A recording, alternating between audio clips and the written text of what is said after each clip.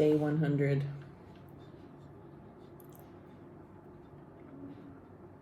You get to talk about your adventure.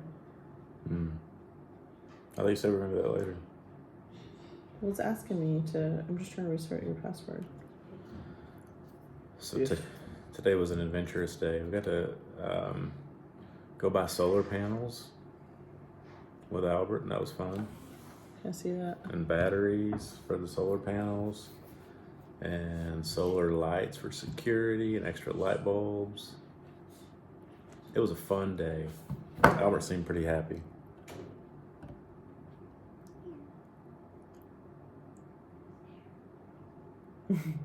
Yeah.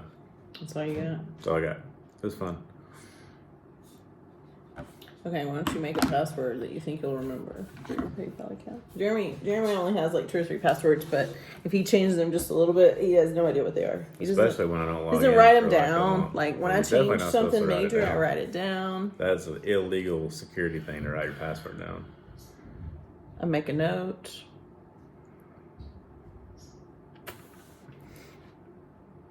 When Jeremy forgets his, it's a whole new thing. Well, I haven't used this one in a while. And of course, it won't let me do that one.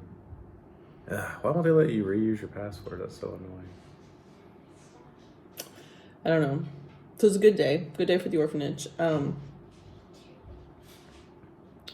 Good day for our kids. We didn't get to see them today, but Jeremy and Albert went on a walkabout.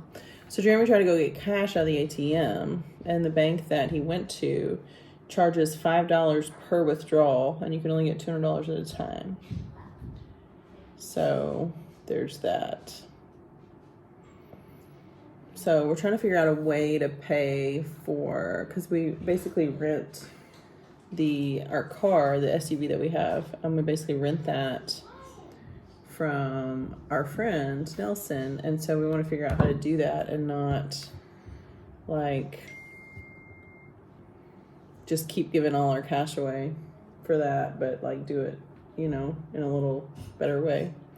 So I tried to do SendWave. That didn't work. We even called our bank and called Send. Nobody, they're like, oh, we don't know why it won't work, but it won't work. So we're going to try Zoom, which is hooked to PayPal, see if that'll work. But these are the things that make developing countries have a hard time. It's just transfer of funds, this should be easy. So we also got a freezer, a big deep freezer. It looks like one of those ice cream things, which is kind of cool. Yes, it's an old ice cream thing, isn't it? I mean, it's new, but it looks like an ice cream thing. It opens at the top, at the glass. Mm-hmm. Like it would sell. How much do you think it'll hold? A lot of stuff. Let's see what else. Oh, I saw the police today. That was fun. They had drove nails through a plank of wood, and they stuck it between this person's car so they wouldn't drive away. It's like, oh, good grief. You shall not pass. That's really ridiculous. With the nails on the wood, because if you do, you're going to pierce your tire with 5 nails. But, well, it's ridiculous. They stopped. So. Yeah. For those of you that are looking for police updates, we don't have any. There's been some movement in what they're supposed to be doing, according to Albert. So there's steps that have happened, but we don't have the report. I did, for those of you like us that are in country, I did email Jimbo to try to figure out how many suspensions actually have to be lifted for us to get custody of our kids. Is it just the Liberian suspension? Because there's a U.S. agency that's involved now too that has to approve for the international. It's the International Adoption Agency accreditation committee. So we don't know and it doesn't really. I don't guess it really matters which is which. We're just curious. We feel like it would be a big victory to just get our kids in our care instead of at the orphanage, because that does a number of things. Number one, it gets our kids in our home and in our family, and number two, it does a lot for other kids that are living on the streets right now that need to come in. So that's a big deal. But that's why we would want to do it as soon as possible, but we're trying to figure that out. So I don't have an answer on that either. I know we had asked those questions. Some people had asked the question, if I come early, can I get custody of my kids? Well, if there was no suspension on Small World, we would already have custody of our kids, and we'd just be waiting on U.S. immigration. But we've been here for how many days now? 56, I think. 56. 56, yeah. So that's a long time to be here. But, I mean, you know, there's a lot of good things we've gotten done. So we got the kids' shoes taken care of. We got some vision stuff pending for some of them, but we got that going. 56 days, right? We got their medications taken care of for like the next several months. We got the wall painted so it won't disintegrate. We got the solar panels done. The next thing that they have to pay is the lease on their property. So they pay the lease once a year, and it's coming up at the end of this month, and it's a pretty hefty payment. End of April. End of this month, yeah. Yeah. So in like 3 weeks.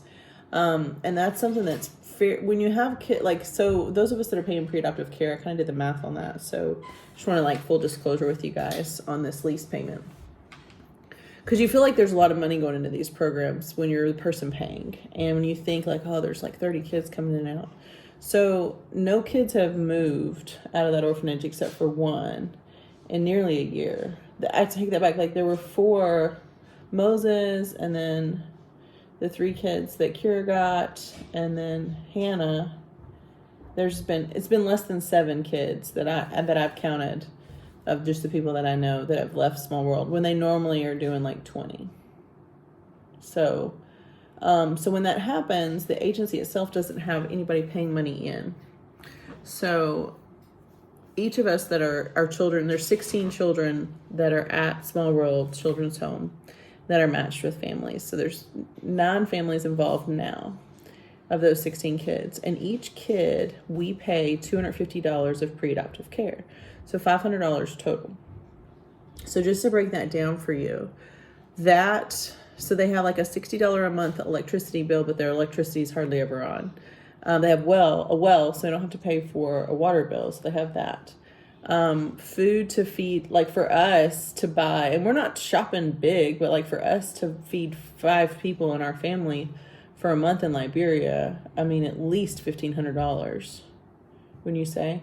So, and granted, the kids maybe not be eating as nice as we are, but we're eating a lot of beans and rice here too, and they're eating like lots of beans and rice, occasionally like boiled eggs. I've seen them eat boiled eggs, I think, a couple times a week. Yeah. They're pulling all their water. They have to treat their water, so they have to have the chlorine tablets for that.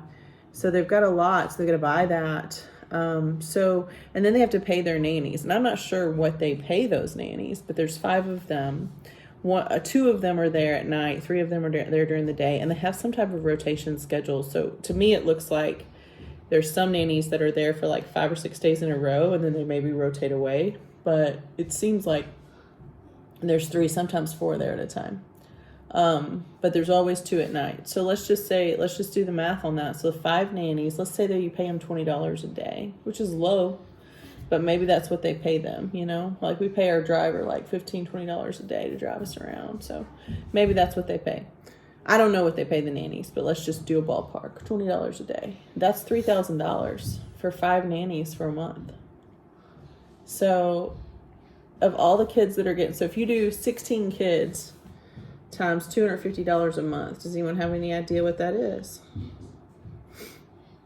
Sounds like a lot of money, right? 16 times 250 is $4,000. So what do you think it costs for them to feed those kids bare minimum 3 meals a day? Because we're only doing 2 meals a day for us. There's 5 of us. I don't know. What would you say? Grocery shopping for 38 It's hard to kids. say. I don't know how much rice they go through. I have no idea. So like we go through one of those big bags. It takes us about 10 days, right? They buy like 50-pound bags. Yeah. We've been buying like 20-pound bags. Yeah. So if they're paying their nannies $20 a day, and let's say they're spending 20, let's say, I mean, I don't know, it costs about $3 a day to survive in Liberia. Mm-hmm. Apparently, people are living off $3 a day. So let's just do $3 a day. So what's $3 times 30 days? That's $90. $90. So to feed 30 kids, let's just round it to 30 instead of 38. That's $2,700 if you're living off $3 a day. Plus, you got to pay the nannies. So you got $4,000. So you're going to spend about $2,700 to $3,000 on just food. You got $1,000 left over, and you got to try to make that stretch to pay your staff. So then, like, so if you've only got 16 kids with parents playing, and you can't match anyone else because we're suspended right now. And they try to be, like, there's usually about 15 kids not matched on average, just because usually the rhythm is 20 kids are in and out. So, so just so you guys know, like, this is a nonprofit organization. This is a very small children's home. Most of the families that are matched have not had to pay their foreign program fee. So every family that's adopting will pay a foreign program fee. And the fee, I want to say, is $16,500 for us. We signed our contract in 2022, so if there's been a little rate change, then that's why. But that $16,500, we paid everything early just to get it done. I wanted it done. I wanted nothing holding them back. But the families that are matched but don't have travel dates, they've not paid that yet. So I don't know how they're still surviving, because $4,000 a month is the only thing coming in right now. Unless I did hear, like, there might be an application fee coming in. So basically, what's really frustrating is what you pointed out is nobody's getting rich here. Certainly not, but I think so. Like, the idea of anybody's, like, certainly trafficking and making money in this situation is just way off base and out of line. It's like, here, look at our books. Nobody's getting rich here. We're literally just trying to save kids' lives. It's just insane. So that half the kids matched, paying pre-adoptive care, half the kids coming in, like, that rhythm is fairly well balanced, but usually there's about 15 to 20 matched and about, half that not matched. So obviously so we paid $500 this month and last month. Even though we're here, we're supporting our kids in person. We take snacks and stuff. We're trying to be, but, like, if you have a heart for orphans and orphanages and you have a heart for this, like, they've got to come up with another nearly $10,000, $9,600 to pay the lease for the next 12 months. Which I didn't know that bill was due before we did the solar panel project or some of the other upgrades that we've done. But I did, I guess, ask maybe after the fact, what else could we do? And that was something that the agency owner told me. He's like, well, the next bill we have coming up is this. I've asked him for a little more details on, what that looks like. If he could resume his throughput in the next 30 days, this $9,600 lease for the next year isn't that big of a problem. But if he can't, I'm sure that there's savings involved. I'm sure that there's lots of budgetary things going on. But at the end of the day, these kids are still eating. They're still hungry. They're still growing. They're still coming in. And there's just not enough money to go around. So if you want to give a cash donation if you want to give it, like, if some people are more comfortable giving it to an individual, like, some people would rather just Venmo me because they know that I'm going to do something good with it. That's fine. If you want the tax deductible donation to go straight to Small World, I'm going to start adding that to our,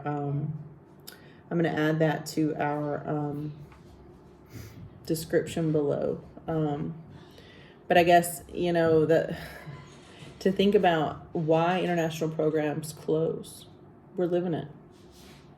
If there wasn't, and this isn't anything against the parents at all, but, like, if you'd have told me, like, hey, I've known that this orphanage needs solar panels for almost 3 years, because I donated the first round before we were even in this program adopting ourselves. We've donated $500 to the solar panel project years ago, 2.5, 3 years ago. We had friends that were adopting from this orphanage, and we just wanted to do it, and that was before we had decided to adopt ourselves.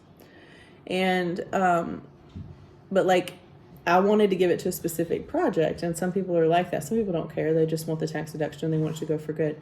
But this program, I don't want to say it's in trouble because it all hinges on this one thing being done.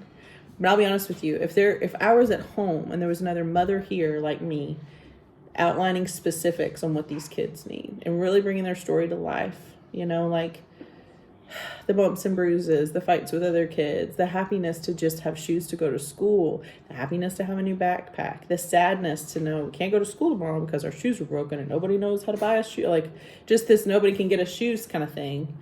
This challenge, like, the highs and lows of these kids' lives, looking at the kids that, like, the sibling set that's, like, bound and determined to be adopted to Tennessee because they have a friend that just got adopted and she lives there. Like, that's a goal for them.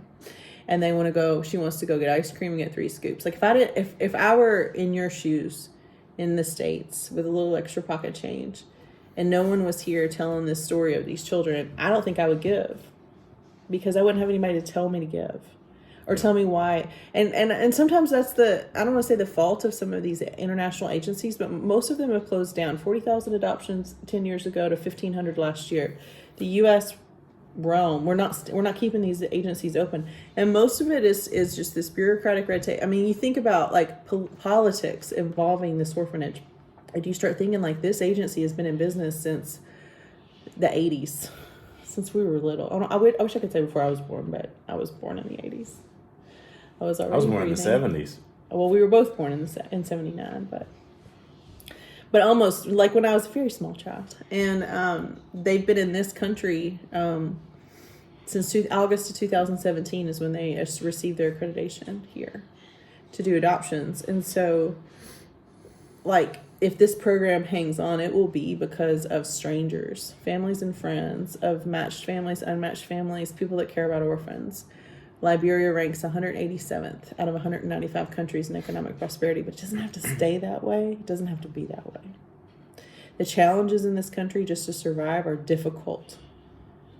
But well, even if it stays there, the kids in the home are going to be better after this week, I think, just with the upgrades that they got. Oh, yeah. Today. I personally want to thank everyone for their donations. And the legwork that you put in and that other mothers have put in and other families, because it was a pleasure today to go be with Albert. Jeremy got to do the victory lap. I didn't really want to go. And go like pick out the freezers, and Albert already had the order worked up. But they gave us a discount. They helped us there. But like the kids, they've got these lights that are going to be put in. So I know security's going to be happy with that. The guys that do the security in the home. It's hard to keep kids safe if you can't turn on lights when they wake up screaming and crying. And these kids wake up. They wet the bed. They wake up. They're normal kids. But those lights right there, those are for outside, sick. And they have their own solar built in, so they'll light up. Albert says they run for like 11 hours at a time. So it'll never be dark again. Yeah. So talk about turning the lights. Turn on the lights. So it was really good. Like to get the freezers, the ladies won't have to pull the well, and the guy's going to be there to install them tomorrow morning. He's coming. Nice. Albert negotiating, and I get to hear him like saying, "Please, we we're an orphanage. We have these kids," and he was just pleading to get the guy to go down from 400 to get him down to like $200 to $250 to install. Yeah. To the installation. I thought $50 was a little low, but yeah, I did too. I'm glad that it's going to get done. So. Albert kind of low. His estimates were low, and Rachel's estimates were always like, I always take an estimate, and if it's a project that I got to pay for, I'll take an estimate and I'll round up about 25%, and that'll be my goal. So when we talked about the solar panels, he was like 2,100, and I was like, well, 2,500 is going to be our goal. And you guys, it's like over 4,000. Yes, and we spent a lot of that today, so thank you. Yeah, it's over 4,000. It's insane. And Albert was really happy, and I know everybody in the home's going to be happy. But like, if you can imagine having a kid in the middle of the night with like nausea, vomiting, and diarrhea, which these kids get that a lot, and like, what do you do in the middle of the night if you don't have the ability to turn on lights? Like if the electricity's down in Liberia, which it often is, and your solar panels maybe you have one light. Like, okay, could you come please throw up in this corner? You don't have running water.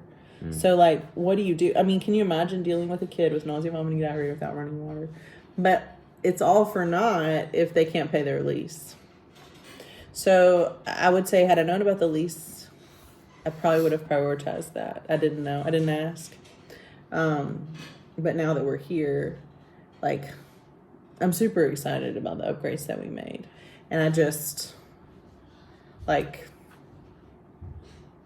it's just... I don't know. Yeah. Well, there'll be a way. It seems like here, it's always more. Like, you can never do enough. Like, you just can't. And I see these, like, teenage girls walking around with babies on their backs here. Yeah. And I'm like, and they're holding, like, bread. They're, like, selling bread on the roadside with a baby strapped to their back. And I'm like, this is just, it's like... But if you just focus it down to just, like, these 38 kids. Yep. And I don't know what it will take to keep this program afloat. Because I feel like it's just, like, it's all money driven. And if I were evil and I wanted to tear apart something like this, I would do it the same way it's been done in all these other countries. I mean, China is still saying we can't let you travel because of COVID. Like, talk about lies from the pits of hell. People from China will fly over to Liberia and pave a road for them for their inauguration, but yet we can't travel because of COVID. I guess they have no international flights going into China anymore. So they can send people out, but they can't. Nobody's visiting China. I find that hard to believe. So the things that stand between these kids and getting adopted is not the adoptive parents. It's the extra people.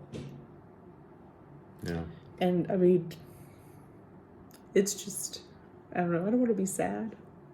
Don't be sad. But it's really hard it's hard to ask for more from you guys after you just donated, I mean, like $4,300, like, and more. I mean, more than that. It's still adding up. People are still like doing stuff, but like, if you've got an extra $100 that you could throw in on the lease, for this orphanage to stay open comfortably, because if I mean, the thing is like they're out of they've probably gone through all their reserves. They haven't been completing adoptions since they haven't completed any, Hannah notwithstanding, but she was last year's project. So I mean, we're into the almost 5 months of this program. Like, I don't know how much reserve they have.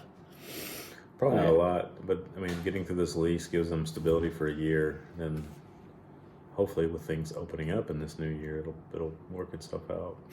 But yeah, if you look at the description, I'm going to add on Small World Adoption Agency. You can donate directly to them. You can donate directly. You can just email me or comment on the video, or comment on Facebook, or send me a message or whatever, and I'll give you my Venmo if you want to give it straight to me. But I mean, it's just it feels like an uphill battle until you see like a landslide of donations of people that care. So like, I know you guys are listening, and I know you're watching. I know you do care. But if there's no adoptions that go through the next 60 days, like, I don't know this for sure, but I haven't gotten a response yet on that email that I asked today, but I would, based on the numbers that I know and what it costs to live in Liberia and the kids that I've seen and the things that they need. I mean, I forget, we haven't even talked about like clothes or school uniforms or anything like that. But just the basic things they need to survive. They're almost out of reserve. And if we don't get the lease paid for them this month, then it's, or if the adoptions don't open up, because all the matched families, and if you're a matched, I just want to say this, I just want to throw this out there. If you're a matched family and you haven't paid that foreign program fee, you can pay it. Like, like a lot of people, it's coming, so you just wait to pay it till you get the invoice, and then you pay it, right? I wanted to pay ahead. I wanted it all done and behind us, and I wanted a big old savings account so that we could travel freely and stay for as long as we needed to. And then we found out about the delays, and we just built that up. So like, we did it. There's no penalty for that. So if you want to go on and pay your foreign program fee now to keep this business part going, you can. But you may not have it, but maybe you want to just make a few payments towards it just to give the buffer to keep this program going, like a gift on faith. Because $4,000 a month of pre-adoptive care is not enough. Because one thing you didn't mention in there was Albert's salary too. Yeah, I talked about the nanny salaries. Yeah, and then fuel for the car. I mean, there's a lot. Gas and all kinds of stuff. Yeah. Plus the car itself, I don't know. Maybe it's paid for, maybe it's not. I don't know, but insurance, tags. Yeah. It goes quick. It goes quick. So, although we're super excited about the money that came in and the project that we got to do, I probably should have asked what's the most important thing on the docket. And these problems won't perpetuate. If an adoption agency is allowed to do their business, then these problems don't happen. But when you paralyze them for 6 months, and we're not the only agency that's paralyzed right now. There's 3 agencies working out in Liberia, and 2 out of the 3 are basically shut down for the moment. So, but yeah, if you have an extra $100, we need it because they need a buffer. And it's something that the U.S. government should hold. As taxpayers, we should hold responsibility for the laws being upheld. But if we can't trust our government leaders to uphold the laws, then let's just make it even and fix it ourselves. That's an option too. So if you're an aunt or a cousin or a grandparent or a friend or a pastor or if you're the person that, like I don't know, all the people, the teachers, the coaches, all the people, like I'm trying to think of all the people that have been involved in our adoption so far, our neighbors, everything like that. If every person that was just involved in our adoption so far would just give about $10 towards the lease, it would be paid for. If every adoptive parent that's matched that watches our videos would share this on their Facebook profile and message people directly and plead with their churches and plead with their other entities to get this done, then it would be done in an hour. But if we don't speak for those who can't speak for themselves in this specific instance, then they won't make it without us. And that's just reality. People die in Liberia all the time. Kids die at the children's hospital every single day. So, but we do have an opportunity to not just save the lives of these few kids, but shore up their future so that this stress is not on the leadership of this agency anymore. So if we can't get our government officials to do their job, let's just do their job for them for now until we can see justice. Oh, I want to add too. Did you fall asleep? No, please, if you're watching this, if you made it this far in, please pray for Albert. His mother is not well, so She's having to go get her from the... Yeah, he's got to get her and carry her to the hospital. She's in a village, and he's just worried about the bumpy road, and it's just going to be hard for her because she's probably in pain and not doing well. So please pray for Albert and his family and his mother. So think about his mother too. Like he's older than we are. Probably a little bit older, yeah. Not much, but probably 10 years older than us, I would say. Yeah. So you got to do the math on his mother survived the war, start to finish. So I asked him if there's anything that we could do. I was just thinking maybe we could find a better way to transport her, and he's just like, just pray. And I was like, oh, I can do that. Yeah, I mean, his car's probably the best way, but... And I'll ask our friends to pray for him and his mom, so... Yeah. It's a lot of stress, too. He's got a lot going on. So, police interviews and distress and sick mom and... Yeah. A lot of weight on that man. Yeah. Is he going tomorrow? Yeah. And he has to meet the guy to do the install tomorrow, too. So he's got a busy day. How's he going to do both? I don't know. Maybe he'll clone himself. That's the interesting part, because you got to think, like, that's a looming thing and he's going to prioritize his family, and we want him to do that. But also, this is like, we got this project got done quickly. Yeah, when I told him... he's not going to slow it down. And there's nothing that's going to stand between... He wants it done. And it's not life or death. He's not a big talker either. So, like, when I told him the amount, his only words were like, praise God. And I'm like, amen. Yeah. Amen, brother. So, he's excited. Yes. Okay. But yeah, I don't know. You want to fry some chicken tonight? I feel like I'm just I feel like I'm constantly throwing my own heart and our children's lives to the court of public opinion. Constantly. Yeah, it's hard. It's taxing. It's hard to hit record on this thing a lot. I can make you laugh, though. Yeah. Well, so, I don't know if you guys remember. It's a lot of pressure. You guys remember Insanity? It's a workout thing. So I used to do that a lot. Like before we had kids. Many years ago, like 10 years ago. I remember you doing it in our garage. And I found a bootleg version of it on YouTube. No judgment against me. But we paid for it at one point. We did pay for it. Or did you? No, I did. And I had the DVDs too, but now they have it all online. But I found a version on YouTube. Actually, I think it's by the guy, so he just shared it, one of his old videos. But it's like the max version of Insanity, like 30 minutes of pure torture. So I was like, I want to do some sweating. Today. So I went to the second floor and I did it. And I thought I was going to die. I think I made it like 15 minutes into it. And I was like, okay, it's a good start. Your body, it's a building process. So I'm building and Block 1. block 1. Tomorrow will be block 2. You did make me laugh. Good job. So imagine this old guy with all his gray hair and his beard coming in.